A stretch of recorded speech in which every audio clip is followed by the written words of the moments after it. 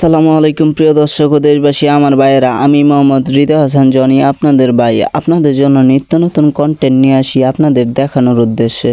এই দৃশ্যটি আপনারা দেখতে পাচ্ছেন, এই সৌন্দর্যময় একটি দৃশ্য। এটা জামালপুর জেলার গর্বিত এই জামালপুর জেলার ফ্লাইওভারের দৃশ্যটি।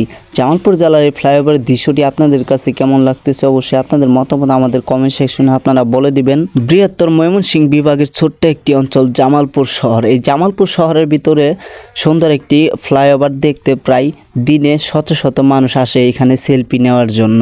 ঢাকা শহরের ফ্লাইওভার আর জামালপুর জেলার ফ্লাইওভার সেম টু সেম, কোনো পার্থক্য নাই, কোনো তফাৎ নাই। আমাদের এই জামালপুর জেলার ফ্লাইওভারটি নির্মাণ করেছে আমাদের জামালপুর জেলার এমপি মহোদয় মাননীয় মির্জা আজম এমপি। ওনার উদ্যোগেই এই ফ্লাইওভারটি নির্মাণ করা হয়েছে। আমাদের এই জামালপুর জেলার ফ্লাইওভারটি নির্মাণ করা হয়েছে 2016 সাল থেকে শুরু করছে, আর 2024 সালে কাজটি শেষ করছে এবং উদ্বোধনও করা শেষ হয়েছে। তো আশা করি আপনারা বুঝতে পারছেন। অবশ্যই আপনার জায়গাটি ঘুরে যাবেন। ভালো লাগলে পেজটি ফলো দিয়ে সাথে থাকবেন।